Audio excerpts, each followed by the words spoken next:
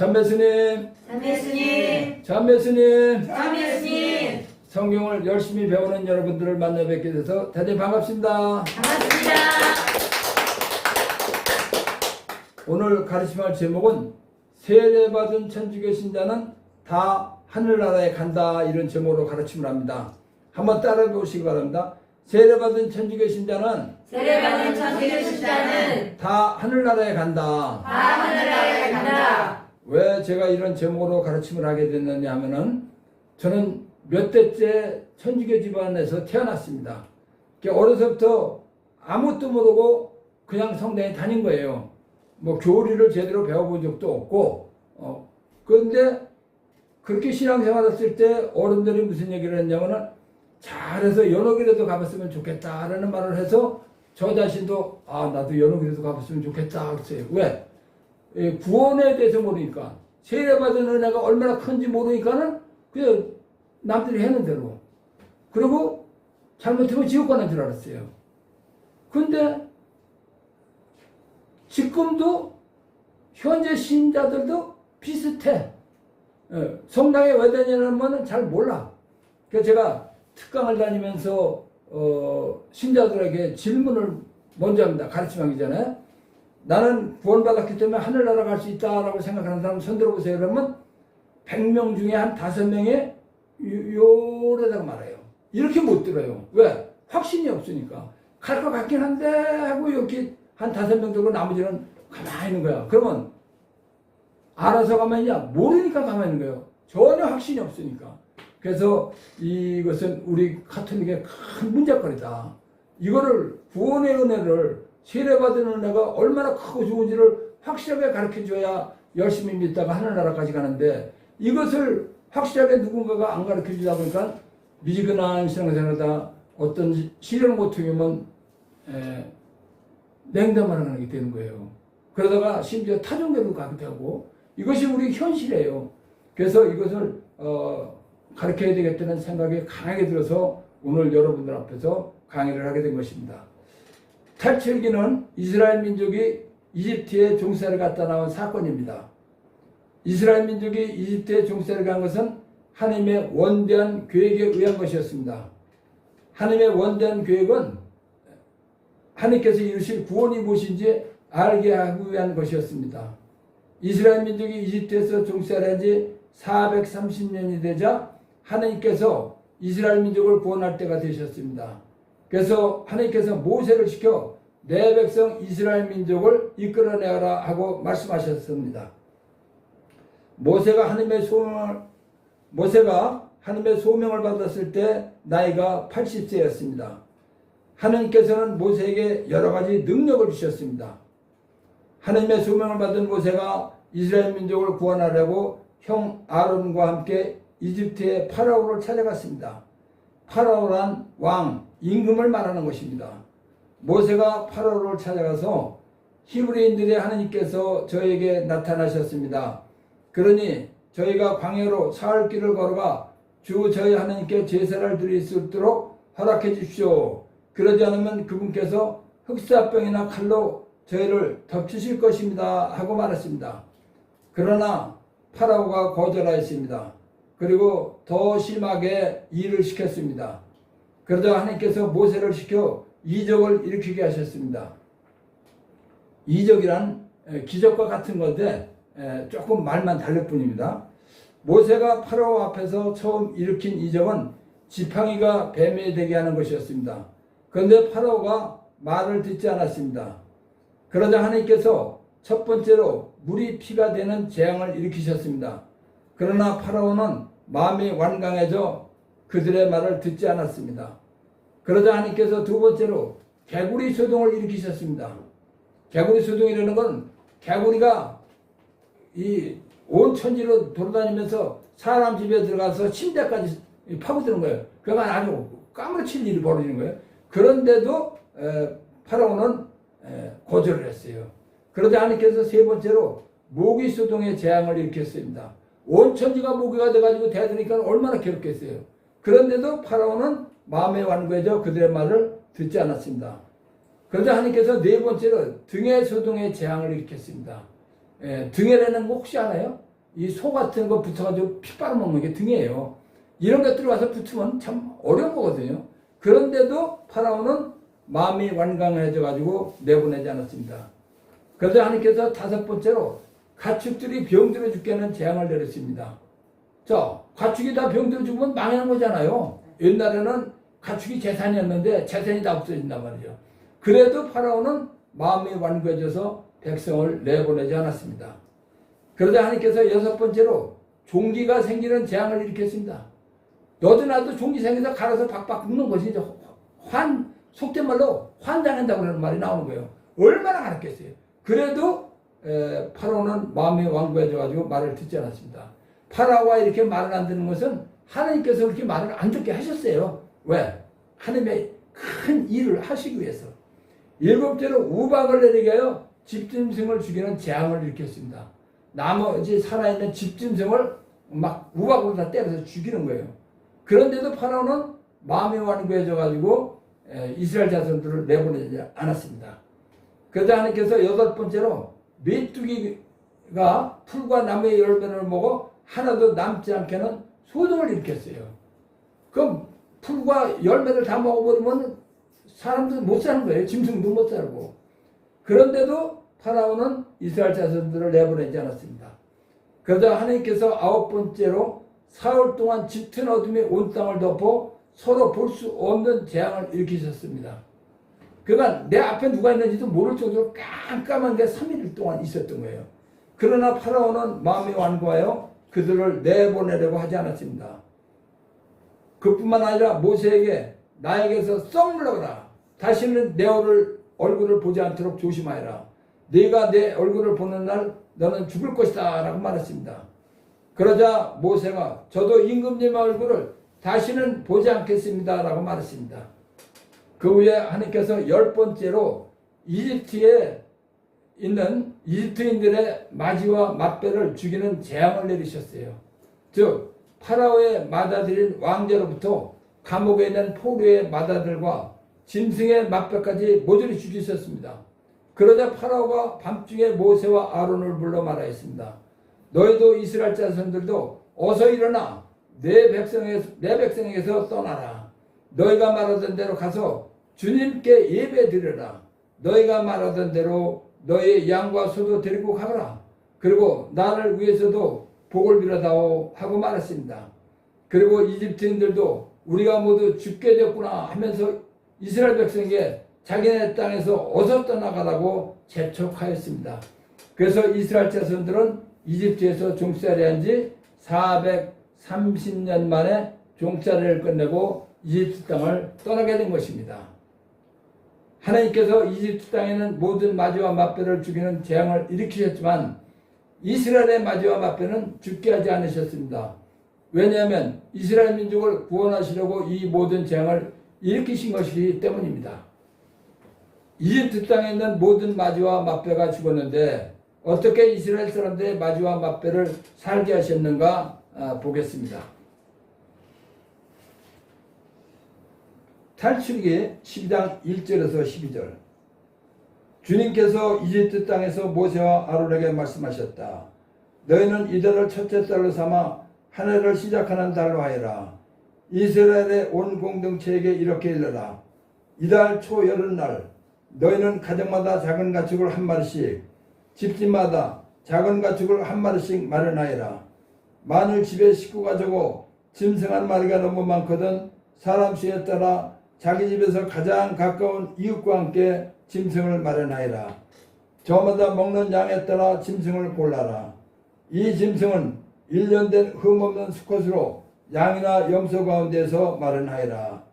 너희는 그것을 이달 11날까지 두었다가 이스라엘의 온 공동체가 모여 저녁 어스름에 잡아라. 그리고 그 피는 받아서 짐승을 먹을 집의 두 문설주와 상인방에 발라라. 그날 밤에 그 고를 먹어야 하는데 불에 구워 누룩 없는 빵과 쓴나물을 곁들여 먹어야 한다. 그것을 날로 먹거나 물에 삶아 먹어서는 안 된다. 머리와 다리와 내장이 있는 채로 불에 구워 먹어야 한다. 아침까지 아무것도 남겨서는 안 된다. 아침까지 남은 것은 불에 태워버려야 한다. 그것을 먹을 때는 허리에 띠를 메고 발에는 신을 신고 손에는 지팡이를 쥐고 서둘러 먹어야 한다. 이건 떠날 준비하라는 거예요. 이것이 주님을 위한 파스카 축제다. 이날 밤 나는 이집트 땅을 지나면서 사람에서 짐승에 이르기까지 이집트 땅의 마다들과 마뼈를 모조리 치겠다. 그리고 이집트 신들을 모조리 벌하겠다. 나는 주님이다. 너희가 있는 집에 발린 피는 너희를 위한 표지가 될 것이다. 내가 이집트를 칠 때 그 피를 보고 너희만은 거르고 지나가겠다. 그러면 어떤 재앙도 너희를 멸망시키지 않을 것이다. 이날이야말로 너희의 기념일이니 이날 주님을 위하여 축제를 지내라. 이를 영원한 규칙으로 삼아 대대로 축제일로 지내라. 이 축제일이 파스카 축제입니다.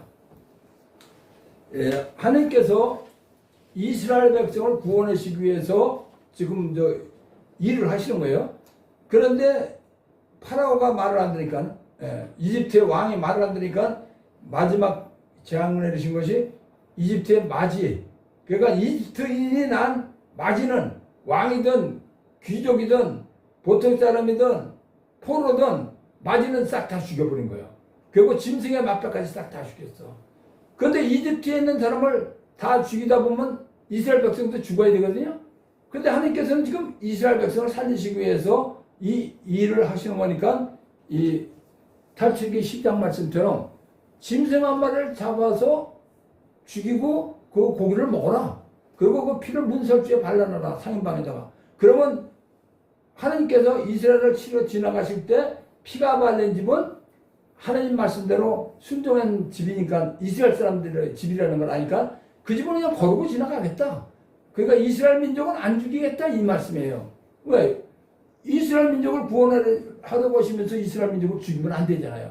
그래서 이스라엘 사람들은 하나도 안 죽고 이집트 사람들의 마지와 마패만 다 죽는 거예요. 그래서 이스라엘 민족은 430년 종살이하던 이집트를 떠나서 하나님께서 주시겠다고 약속하신 젖과 꿀이 흐르는 가나안 땅으로 향해서 출발을 했습니다. 그래서 이제 이집트에서 출발을 하는데 출발을 하면서 이제 한 것은 지도를 보면서 설명을 하겠습니다. 하나님께서 이스라엘 백성을 탈출시키시면서 홍해바다를 건너가게 되는데 왜 홍해바다를 건너갔나 설명을 하겠습니다. 요 고센 지방이라는 데가 이집트에서는 가장 좋은 땅이에요. 풀도 많고 그래서 이스라엘 사람들이 목축업을 하는 사람들이니까 풀이 많아야 양이고 소고 뭐 염소고 다 기를 수 있는데 그래서 요 지방에 살았어요. 요 지방에 살았는데 이 지방에서 가나안 땅으로 데리고 가시려고 그러면 바로 이렇게 가시면은 요게가 가나안 땅이에요. 요게 이집트고 요건 시나이 반도고 그러면 이렇게 가면 되는데 하나님께서는 그렇게 가지고 않으시고 이스라엘 사람들 이렇게 해서 여기로 데려오십니다. 요것이 바알치폰이라는 곳인데 요곳으로 들어오셔가지고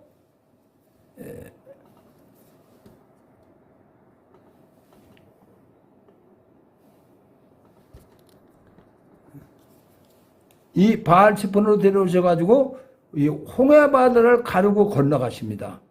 말이 안 되는 것 같지만은 우리는 하나님을 믿는 거고 하나님 말씀을 믿는 것입니다. 하나님께서는 천지를 말씀 한마디로 창조하신 분이십니다. 그렇기 때문에 홍해바다 가르는 것은 아주 쉬운 일이에요. 사람의 생각으로는 절대로 안 되지만은 하나님께서 하시는 아주 쉬운 일인데 많은 사람들은 이걸 못 믿는 사람들도 많아요. 어떻게 홍해바다를 가르고 갈 수 있냐. 그런 사람들은 하나님 말씀을 믿지 않는 것이기 때문에 믿음이 하나도 없는 사람이에요. 예수님께서 하나님을 믿고 나를 믿으라고 그러셨어요. 하나님 말씀을 믿고 예수님 말씀을 믿고 하나님께서 하신 일을 믿고 예수님께서 하신 일을 믿으려는데 못 믿겠다 그러면 그 사람이 믿음이 없는 사람이거든요. 그래서 요 바알치폰에서 홍해바다를 건너가는데 모세 영화를 보면 바다가 쫙 갈라지고 이스라엘 백성들이 다 지나간 다음에 이집트 군대가 어느 정도냐면은 600명의 기병 말 타고 막 달리는 이런 전차, 요즘 말로 하면 전차요. 이걸 끌고 왔는데 이 바알치폰에서 구름 기둥이 이쪽에는 이스라엘 백성은 환하게 비춰주고 이쪽 이집트 군대는 깜깜하게 해놓고서 못 들어가게 막아놨어요. 그때 이제 막 아우성이 나는 거예요. 난리가 나는 거지. 왜? 이제 성경에 이렇게 나옵니다. 이제 이스라엘 사람들이 이런 말을 합니다. 우리한테는 이집트인들을 섬기는 것이 광야에서 죽는 것보다 나으니 이집트인들을 섬기게 우리를 그냥 놔두시오 하면서 우리가 이미 이집트에서 당신에게 말하지 않았소. 그러자 모세가 백성에게 대답하였다.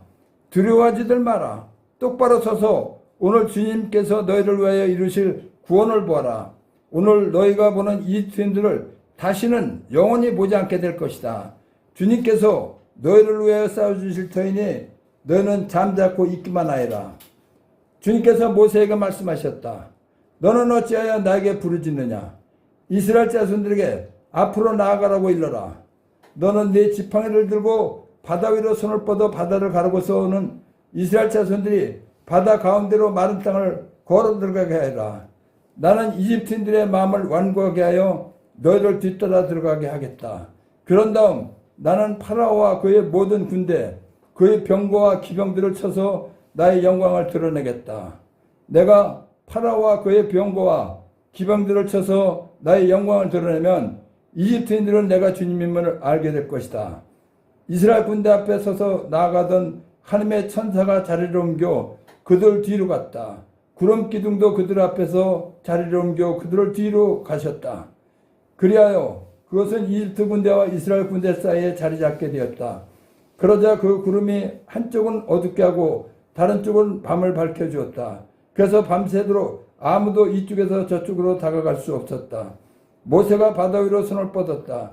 주님께서는 밤새도록 거센 샘바람으로 바닷물을 밀어내시어 바다를 마른 땅으로 만드셨다. 그리하여 바닷물이 갈라지자 이스라엘 자손들이 바다 가운데로 마른 땅을 걸어 들어갔다. 물은 그들 좌우에서 벽이 되어 주었다. 이어 이집트인들이 쫓아왔다. 파라오의 모든 말과 병거와 기병들이 그들을 따라 바다 한가운데로 들어갔다. 새벽녘에 주님께서 불기둥과 구름기둥에서 이집트 군대를 내려다보시고 이집트 군대를 혼란에 빠뜨리셨다. 그리하여 그분께서는 이집트 병거들의 바퀴를 움직이지 못하게 하시어 병거를 몰기 어렵게 만드셨다. 그러자 이집트인들이 이스라엘을 피해 달아나자 주님이 그들을 위해서 이집트와 싸우신다 하고 말하였다. 주님께서 모세에게 말씀하셨다. 바다 위로 손을 뻗어 이집트인들과 그들의 병거와 기병들 위로 물이 되돌아오게 하여라. 모세가 바다 위로 손을 뻗었다. 날이 새자 물이 제자리로 돌아왔다. 그래서 도망치던 이집트인들이 물과 맞닥뜨리게 되었다. 주님께서는 이집트인들을 바다 한가운데로 쳐놓으셨다. 물이 되돌아와서 이스라엘 자손들을 따라 바다로 들어선 파라오의 모든 군대의 병거와 기병들을 덮쳐버렸다. 그들 가운데 한 사람도 살아남지 못하였다. 그러나 이스라엘 자손들은 바다 가운데로 마른 땅을 걸어갔다. 물은 그들 좌우에서 벽이 되어 주었다. 이스라엘 사람들이 홍해바다를 건너온 것을 고린도 1서 10장 2절에는 모두 구름과 바다 속에서 세례를 받아 모세와 하나가 되었습니다 라고 표현을 합니다. 그러니까 이 이스라엘 사람들이 홍해바다 건너온 것은 물속에서 세례받았다 이거예요. 그래서 세례를 보여주는데 왜 내가 이거를 지도를 보여드리면서 설명을 했냐면은 한 번 받은 구원의 은혜는 영원하다는 것을 말하는 거예요. 네. 왜냐하면 하느님께서 바다를 가르고 마른 땅을 밟고 홍해바다를 건너게 하셨는데 건넌 다음에 물을 도로 오게 하셨잖아요. 그러면 인간 그 어느 누구도 물을 바다를 갈라가지고 다시 홍해바다를 건너갈 수 있는 사람은 있어요 없어요? 없다. 절대 없어요. 절대 없어. 그래서 이것은 구원의 은혜는 한 번 받은 구원의 은혜는 영원하다는 걸 하나님께서 알게 해주시기 위해서 이 바알시본으로 해서 홍해바다를 건너가게 하신 거예요. 하나님은 지혜롭고 완벽하시고 빈틈이 없고 이러신 분이거든요. 아멘. 그런 분이 왜 바로 옆으로 가면은 바다도 안 건너고 편하게 가는데 그걸 돌려서 바다 쪽으로 와서 바다를 건너가게 하셨느냐. 이것을 우리가 잘 알으면은 홍해바다를 가르고 걸어온 것은 한 번 받은 구원의 은혜는 세례의 은혜는 영원하다. 되돌릴 수 없다. 무슨 잘못을 해도 되돌아갈 수 없다. 이걸 알려주는 거란 말이죠. 아멘. 그래서 우리가 한번 받은 세례의 은혜는 이렇게 큰 은혜라고 하는 걸 알아야 돼요. 아멘. 우리 신자들 중에 냉담을 수십 년 하다 돌아오는 사람도 있어요. 그 사람에게 세례를 다시 절대 주질 않아요. 왜? 세례는 영원하다는 걸 교회가 알기 때문에. 그런데 다만 이제 너무 모르면 이제 교리 교육을 시키긴 해요. 왜? 잊어버렸으니까. 그래서 이제 세례의 은혜는 영원하다는 것을 알게 해주시기 위해서 하나님께서 홍해 바다를 가르고 이스라엘 백성이 지나간 다음에 물을 합치게 해서 모든 것을 마무리 졌다. 이걸 알라고 홍해 바다를 건너가 계신 겁니다. 마르코복음 16장 15절에서 16절을 보면 예수님께서는 이어서 그들에게 이르셨다. 너희는 온 세상에 가서 모든 피조물에게 복음을 선포하여라. 믿고 세례를 받는 이는 구원을 받고 믿지 않는 자는 단죄를 받을 것이다. 그랬어요. 네. 그런데 보통 16절만 얘기를 해줘. 믿고 세례 받는 이는 구원을 받고 믿지 않는 자는 단죄를 받을 것이다. 그러니까 뭔지 잘 몰라요. 그런데 15절에 보면 복음을 선포하여라. 복음을 믿고 세례 받는 이는 구원을 받고 믿지 않는 자는 단죄를 받을 것이다. 이 말씀이에요. 복음이란 뭐냐? 기쁜 소식이에요. 뭐가 기쁘냐? 예수님께서 내 죄값을 대신해서 피를 흘리고 생명을 바쳐 죽어주셨다는 것을 믿고 세례 받으면 구원을 받는다. 구원 받는다는 건 죄에서 벗어난다. 죄에서 벗어나면 죄로 인해서 내가 받을 벌이 없어요. 그래서 구원받으면 하늘나라 가는 거예요. 그래서 이걸 알려줬는데도 그냥 누군가가 정확히 설명을 안 하지만 그냥 읽고 끝나는 거란 말이죠. 마태복음 1장 21절에 보면 마리아가 아들을 낳으리니 그 이름을 예수라고 해라. 그분께서 당신 백성을 죄에서 구원하실 것이다. 그랬습니다. 예수님께서 오신 목적이 당신 백성, 예수님을 믿는 사람들을 어디에서 구원하시려고? 죄에서. 죄에서 구원하러 오셨다 이거예요. 아멘. 1. 죄는 두 가지가 있어요. 하나는 원죄, 또 하나는 행위죄입니다. 행위죄라는 것은 내가 내 의지로다가 저지른 죄. 이걸 우리 교회에서는 또 본죄라고도 합니다. 창세기 2장 7절과 15절을 보겠습니다.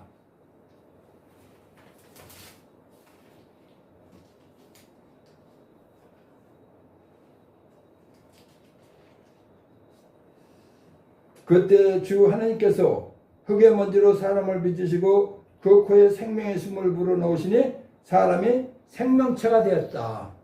자, 하나님께서 먼저 사람 모양을 만들어 놓으셨어요. 근데 이게 움직였어요? 안 움직였어요? 안 움직였어요. 네, 못 움직이죠. 근데 하나님께서 생명의 숨을 불어넣으시니 사람이 이제 생명체가 돼서 움직이기 시작했단 말이죠. 그래서 사람은 육신 사람과 영혼 사람 두 가지가 있는 거예요. 네. 우리 눈에는 영혼이 안 보여요. 그렇지만 모든 사람에게는 육신과 영혼이 있다. 네, 그런데 이 원죄가 무엇이냐? 15절에서 17절을 보면 주 하나님께서는 사람을 데려다 에덴 동산에 두시어 그곳을 일구고 돌보게 하셨다. 그리고 주 하나님께서는 사람에게 이렇게 명령하셨다. 너는 동산에 있는 모든 나무에서 열매를 따먹어도 된다. 그러나 선과 악을 알게 하는 나무에서는 따먹으면 안 된다. 그 열매를 따먹는 날 너는 반드시 죽을 것이다. 이게 이제 계명이에요. 왜? 네가 먹고 살게 내가 해줬다. 과일만 먹고 살아라. 얼마나 좋아요. 그런데 선과 악을 알게 하는 나무 열매만큼은 따먹으면 안 된다. 죽는다 그랬어요. 공동명령에서는 죽을 것이다 아니라 죽는다라고 나와 있습니다. 그런데 하나님께서 아담이 혼자 있는 것이 보기가 안 돼서 아담을 잠재운 다음에 아담의 갈빗단을 빼가지고 여자를 만들어줬단 말이죠.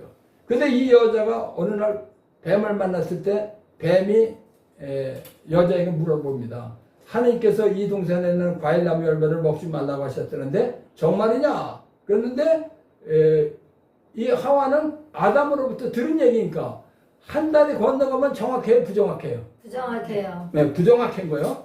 그 부정확하니까는 아니다. 다 따먹어도 되는데 죽을지도 모른다. 그러니까 뱀이 이제 그 말을 알아듣고 아니다. 그것을 네가 먹기만 하면 너의 눈이 밝아져가지고 하나님처럼 될까봐 하나님께서 그렇게 말씀하신 것이다. 그러니까는 사람으로 살고 싶어요? 하나님으로 살고 싶어요? 하느님. 아는 사람이 한 사람밖에 없어. 참 답답하네.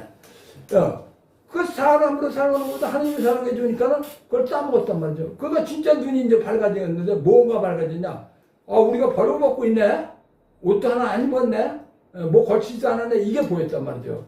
그래서 이제 가리고 그랬는데 그 여자가 자기만 먹은 것이 아니라 자기 남편에게도 줬어. 아담에게도. 그러니까 아담도 그걸 먹었어요. 하나님의 계명을 아담에 어겼단 말이죠. 처음 지은 죄예요. 이 죄가 원죄라고 그러는 건데 원죄값이란 뭐냐? 그 죄를 졌으면 죄값을 해야 되잖아요. 사람의 영혼은 사람을 창조하신 하나님과 관계를 맺고 살아야 하는 것입니다. 그런데 원죄를 지음으로써 하나님과의 관계가 끊기는 것입니다. 하나님과 관계가 끊기면 육신이 죽은 다음에 영혼이 하나님께서 계신 하늘나라에 가지 못하고 지옥불 속에 가는 것입니다. 원죄 때문에 지옥에 가는 거예요. 이걸 잘 알아야 돼요. 일반적인 행위죄로는 지옥에 가는 게 절대 아니라는 걸 알아야 돼요. 그렇게 지옥에 가게 되니까 이제 하나님께서 구원을 계획을 하신단 말이죠. 창세기 3장 15절을 보면 나는 너와 그 여자 사이에 내 후손과 그 여자의 후손 사이에 적개심을 일으키리니 여자의 후손은 너의 머리에 상처를 입히고 너는 그의 발꿈치에 상처를 입히리라. 이런 말씀을 하시는데 이것을 원복음이라고 그러는 거예요. 지옥에 갈 사람을 구원하시기 위해서 하신 말씀이에요. 근데 이 원복음을 정확히는 몰라요. 이 뜻을. 그러나 이렇게 하나님께서 사람을 구원하기 위해서 하신 말씀이에요. 그 다음에 이제 행위죄라는 것은 무엇이냐? 본죄라고 되는데 내 자유의지로 하나님의 계명을 어긴 죄입니다. 그러니까 미워하지 말라고 그러는데 미워하고 도둑질하고 욕하고 뭐 이런 것들이 다 이제 본죄예요. 원죄 빼고는 다 행위죄야.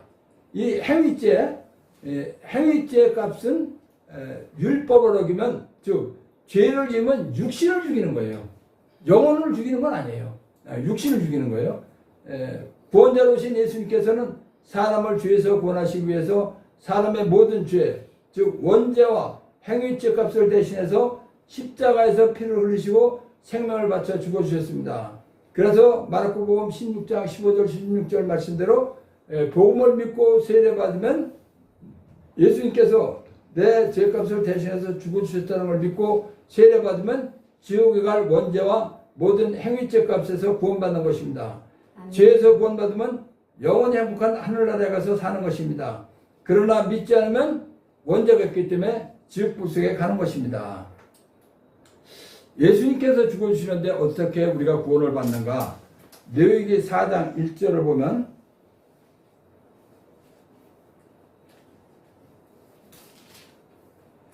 주님께서 모세에게 이르셨다. 너는 이스라엘 자손들에게 이렇게 일러라. 누가 실수로 주님이 하지 말라고 명령한 것을 하나도 하여 죄를 지었을 때에는 다음과 같이 해야 한다. 28절부터 35절 자기가 저지른 죄를 깨닫는 대로 그 죄를 용서받기 위하여 흠없는 염소 한 마리를 예물로 끌고 와서 그 속죄제물의 머리에 손을 얹은 다음 번제물을 잡는 곳에서 그 속죄제물을 잡는다. 사제는 그 피를 손가락에 조금 묻혀 번제 제단에 뿔들여 바르고 나머지 피는 모두 번제 제단 밑바닥에 쏟는다. 그런 다음 친교 제물에서 굿기름을 떼어내듯 그 굿기름을 모두 떼어낸다. 그러면 사제는 그것을 잘라 주님을 위한 향기로 바친다. 이렇게 사제가 그를 위하여 속죄 예식을 거행하면 그는 용서받는다. 내가 죄를 지면 죽어야 되는데 그 죽을 죄에서 벗어나는 방법을 이렇게 제정해 주신 거예요. 하나님께서 이걸 속죄제사를 하는데 이제 염소를 바쳐서 속죄제사를 지낼 때고 그 다음에 양을 바칠 때는 속죄제물로 양을 바치려면 흠없는 암컷을 끌고 와서 그 속죄제물의 머리에 손을 얹은 다음 번제물을 잡는 곳에서 그것을 잡아 속죄제물로 삼는다. 사제는 그 피를 손가락에 조금 묻혀 번제 제단에 뿔들여 바르고 나머지 피는 모두 제단 밑바닥에 쏟는다. 그런 다음 친교제물로 바치는 양의 굿기름을 떼어내듯 그 굿기름을 모두 떼어낸다. 그러면 사제는 그것을 주님을 위한 화제물과 함께 살라 바친다. 이렇게 사제가 어떤 사람이 지은 죄 때문에 그를 위해 속죄 예식을 거행하면 그는 용서를 받는다. 그러니까 죄를 용서받으려면 죽음이니까 이 사람이 죽을 걸 대신해서 양이나 염소가 죽어주는 것을 하나님께서 인정하신 거예요. 내 죄값을 대신해서 양이 죽어주면 너는 죄에서 벗어난다. 근데 양을 죽이기 전에 머리에 손을 얹으라고 그랬어요. 이건 무슨 뜻이냐면 내 죄를 내가 너에게 넘겨준다. 네가 내 죄를 가지고 내 죄값 대신 죽어다오 이 말이에요. 그래서 죽어주면은 그 율법에서도 죄가 없어지는 거예요. 근데 예수님께서는 자 양이 왜 죄 하나밖에 못 사해주냐? 양을 놔두면 영원히 살아요, 죽어요? 죽어요. 죽어요. 죽으니까 죄 하나값밖에 해결할 수가 없어. 근데 예수님께서는 시작도 끝도 없이 영원히 사시는 분이 우리 죄값을 대신해서 죽어주셨으니까 인류의 모든 죄값을 다 해결해 주신 거예요. 아멘. 그래서 예수님께서 십자가에서 피를 흘리고 한 번 죽어주신 은혜는 인류 모든 사람을 원죄와 행위죄에서 구원해 주신 거예요. 아멘. 우리가 예수님을 믿으면 이런 은혜가 내리는 거예요. 아멘. 그 행위죄는 육신을 죽이는 건데 육신도 죽을 일이 없고 영혼은 영혼이 죽었다는 것은 하나님과 관계가 끊긴 건데 하나님과 관계가 끊긴 것도 다시 연결이 되고 그래서 죽으면은 하나님 계신 하늘나라로 가는 거예요. 아멘. 이것이 예수님께서 주신 구원의 은혜입니다. 자, 그러면 이 구원의 은혜는 계속되는 건가?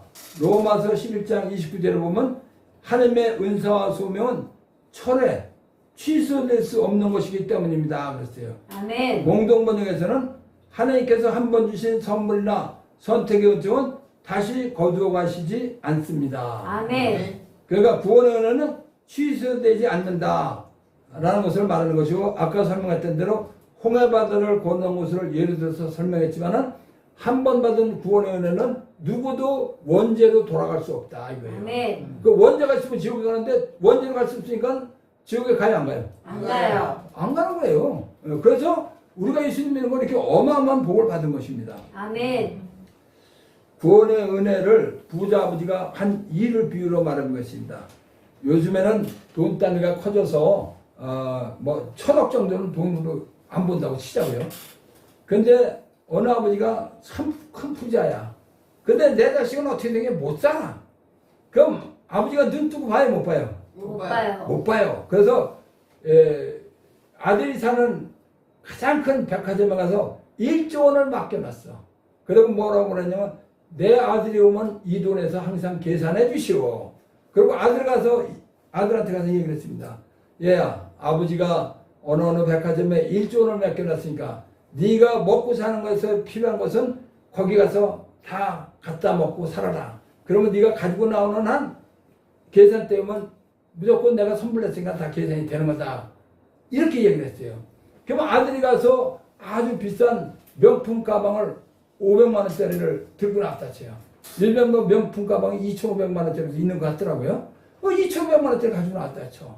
결국 뭐 먹을 거 잔뜩 사봤자 얼마 안 돼. 그럼 계산 때 오면은 현찰이에요, 예상이에요? 현찰. 현찰이죠. 왜? 아버지가 다 미리 선물 내놨으니까. 그렇듯이 우리가 무슨 죄를 져도 우리는 죄를 인해서 벌을 받을 수가 없어. 왜? 예수님이 다 갚아놓으셨으니까. 죄값을. 네. 그러니까 무슨 죄를 저질러도 내가 그걸로 인해서 어떤 벌을 받거나 더군다나 지옥은 갈 수도 없는 거고 이걸 우리가 알아야 돼요. 그런데 많은 사람들은 이런 얘기를 합니다. 내가 살인을 했는데 그래도 천당 가겠냐? 가요 못 가요? 가요. 가요. 살인이 대수야?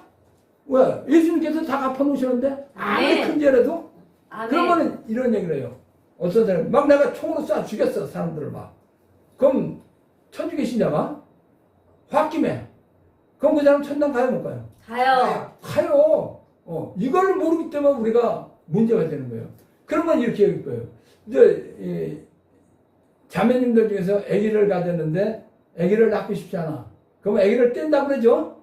그 떼러 가면은 어디로 가요? 산부인과. 산부인과 가면은 돈을 주고 내 새끼를 죽여달라고 가위로 잘라달라고 돈을 주고 배추에서 꼼짝 못하는 놈한테 꼼짝 못하는 놈을 가위로 싹둑싹둑 잘라 죽이는 거예요. 청부살인. 청부살인. 이보다 더 나쁜 게 없어요. 남 쏴 죽이는 거, 남 살해내는 거, 이건 아무것도 아니에요. 내 새끼를 내가 돈 들여서 청부살인해서 가위로 싹둑싹둑 자르는 것보다 더 나쁜 게 없어요. 그럼 그 사람 지옥 가요? 안 가요. 안 가요. 왜? 예수님의 구원의 은혜는 이렇게 크다 이거예요. 아멘. 그럼 말이 되냐 그런 사람이 있을 거예요. 말이 되는 거예요. 왜? 예수님의 은혜, 구원의 은혜는 이렇게 큰 것이기 때문에. 그러니까 천주교 신자는, 세례받은 천주교 신자는 어떻든 무슨 죄를 졌든 잘못했든 어디 간다? 천국. 천당 간다. 그 천당, 천국, 하늘나라 간다 이거예요. 아멘. 이거를 모르기 때문에 많은 사람들이 미진한 신앙생활 하다가 냉담하고 떠나가고 막 이런 일을 벌어서 지금 전 세계 가톨릭이 13억이 넘는다고 하지만 실제로 신앙생활하는 사람은 얼마 안 돼. 유럽 같은데 이렇게 신문 보면은 안 나와. 교구청이 없어져. 주변자 성당이 없어져가지고 가까운 성당이 64km래. 아니 옆에 있는 성당도 안 갔는데 내가 64km 달려가서 내가 미사 공부했다고 갈 사람 있어요? 없는 거예요. 그러니까 이런 걸 교회가 잘 가르쳐 줘야 되는데 이런 걸 안 가르쳐 주다 보니까는 다 그렇게 떠나가는 거예요. 우리나라는 그래도 꽤 괜찮다고 했는데도 우리나라도 지금 문제가 있거든요. 많거든요. 우리나라 지금 600만 정도가 천주교 신자입니다. 그 600만 정도에서 과연 얼마나 나올까? 내가 봤을 때는 150만 명이나 나올 거예요. 그런데 150만 명은 다 열심히 신자냐? 아니에요. 오늘 그만둘까 내일 그만둘까 하는 사람이 태반이다 이거예요. 그게 현실이에요. 그래서 이런 것들을 우리가 잘 알고 열심히 믿다가 하늘나라에 가야지 시원찮게 믿다가 하늘나라를 가긴 가는데 시원찮은 곳에 가면 큰일이 나는 것입니다.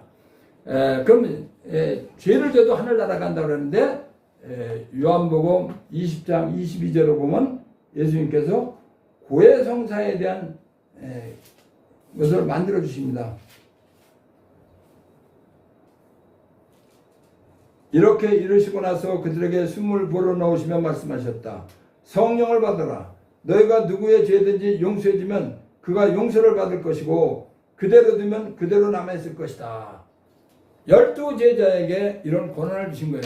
죄 지은 사람을 너희가 용서해주면 용서받고 용서 안 해주면 용서받지 못한 채 있을 것이다. 그러니까 천주교 신자들은 복 받은 거예요. 왜냐하면 천주교는 12사도의 후계자들인 주교님으로 인해서 교회가 이루어졌고 주교님들의 보조자들이 신부님이기 때문에 신부님까지 고해성사를 줄 수 있는 권한이 있어요. 그러니까 우리는 잘못했으면 가서 성사 보면 확실하게 사함을 받는데 이 사함은 무엇이냐면 자 아버지가 그렇게 많은 재산을 주고 나를 갖다 잘 살게 해줘서 내가 또 나쁜 짓을 해. 그러면 아버지하고 나하고 관계가 좋겠어요? 불편하겠어요? 불편해요. 아주 불편하지. 그런데 이 고해성사를 보면 다시 좋은 관계를 맺는 거예요. 아멘. 지옥 갈까봐 보는 게 절대 아닙니다. 이거를 모르니까는 대죄 짓고 나서 성사도 못 보고 막 고민을 하다가 이거 말도 그래도 곤란하고 또 특히나 남자 여자 문제로 죄 지은 사람들이 고백 승사 보기가 곤란하니까 우물우물하다 냉담을 하는 경우도 많아요. 그런데 이 고해성사라는 것은 한 이가 틀어졌던 관계를 좋은 관계로 맺는 것이지 지옥 갈까 성사 보는 것이 절대 아니다. 이걸 우리가 알아야 됩니다. 자, 요한복음 14장 1절에서 3절을 보면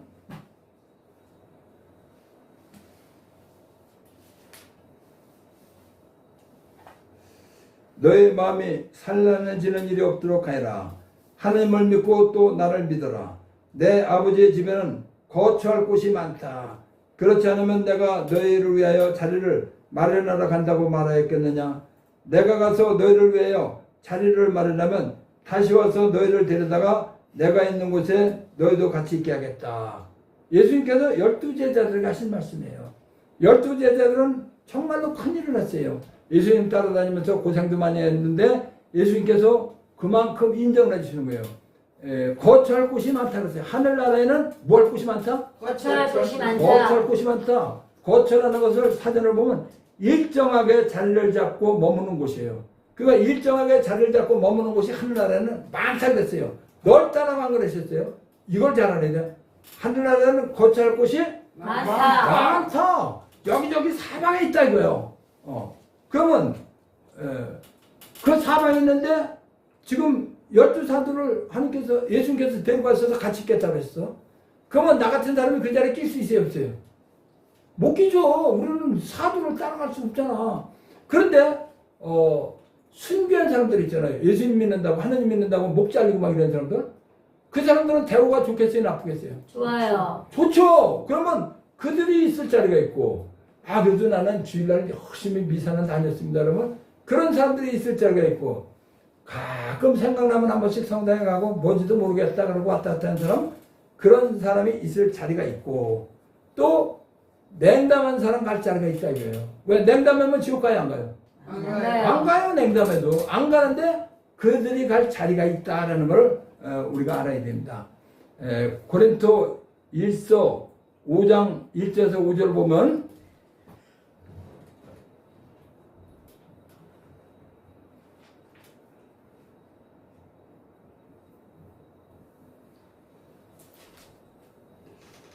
사실 여러분 가운데서 불륜이 저질러진다는 소문이 들립니다.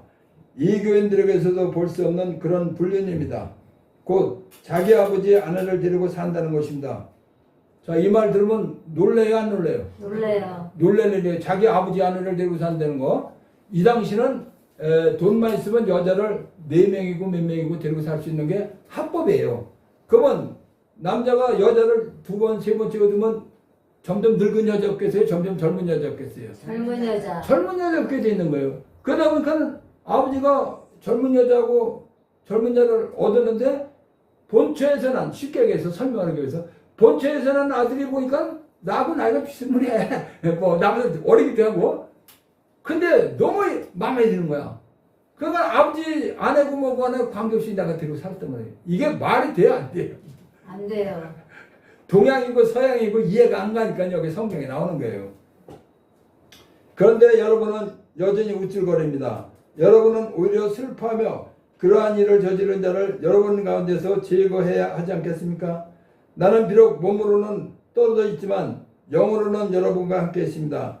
그래서 내가 여러분과 함께 있는 것과 다름없이 그러한 짓을 한 자에게 벌써 판결을 내렸습니다. 우리 주 예수님의 이름으로 그렇게 하였습니다. 이제 여러분과 나의 영이 우리 주 예수님의 권능을 가지고 함께 모일 때 그러한 자를 사탄에게 넘겨 그 육체는 파멸하게 하고 죽겠다 이 소리예요. 그 영은 주님의 날에 구원을 받게 한다는 것입니다. 자, 동서양을 비롯하고 잘못한 자인데 아버지 아내를 데리고 살았으면 정말 말이 안 되는 잘못을 저지르는데 그런 자도 마지막 날에는 구원을 받게 한다는 거예요. 그러니까 구원에는 영원해야 안 나요. 영원합니다. 영원한 거예요. 왜? 무슨 잘못을 해도 다 이렇게 구원을 시켜주시니까. 그러면 이제 어떤 구원이 있는가가 이제 더 중요한 겁니다. 고린토일서 3장 10절에서 15절. 나는 하나님께서 베푸신 은총에 따라 지혜로운 건축가로서 기초를 놨고 다른 사람은 집을 짓고 있습니다. 그러나 어떻게 집을 지을지 저마다 잘 살펴야 합니다. 아무도 이미 놓인 기초 외에 다른 기초를 놓을 수 없기 때문입니다. 그 기초는 예수 그리스도이십니다.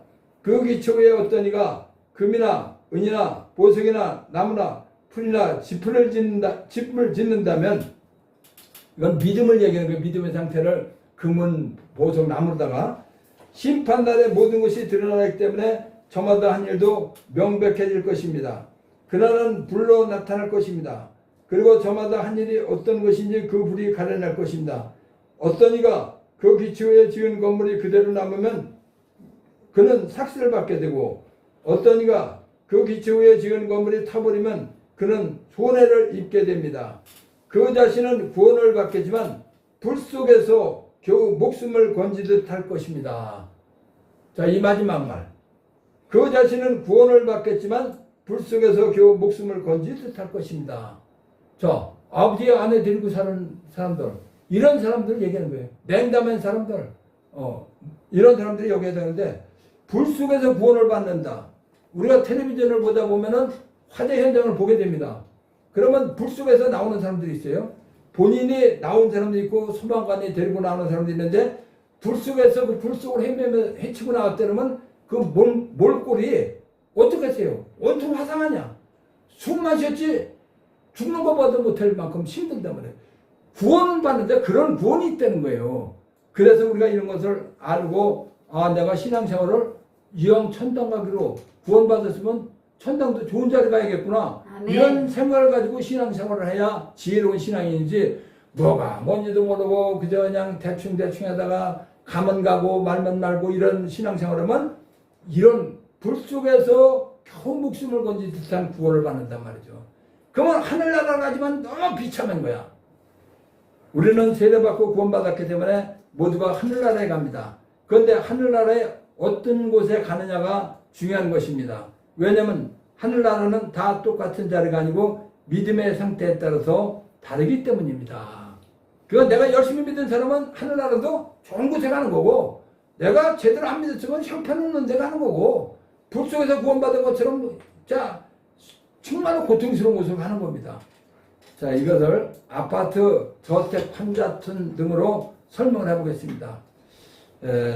마태복음 16장 27절을 보면 사람의 아들이 아버지의 영광에 쌓여 천사들과 함께 올 터인데 그때 각자에게 그 행실대로 갚을 것이다. 이 말은 이제 치우 심판 때 얘기해요. 근데 이 행실대로 갚아주신다는 말이 정말 무서운 말이에요. 그래서 저는 성경 중에서 이 말을 굉장히 두렵게 생각을 해요. 왜냐면 내가 어떻게 했느냐에 따라서 천당을 좋은 데 가냐 못 가냐니까. 근데 이 행실대로 갚아준다는 말은 구약에서 3번 나오고 신약에서는 마태복음 말고도 4번이 나와요.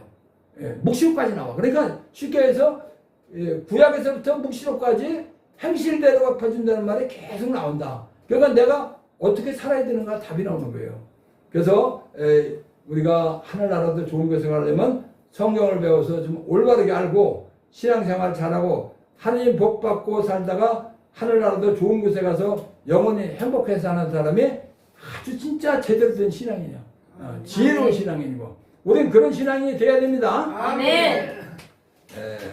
오늘 하나님께서 이렇게 하늘나라도 성경을 잘 알고 믿다가 예수님 말씀대로 살고 믿다가 죽으면은 하늘나라도 좋은 곳에 가서 영원히 행복하게 살게 해주신다는 것을 알게 해주신 성부, 성자, 성령 하나님께 감사의 큰 박수를 줍시다. 아멘. 감사합니다. 감사합니다.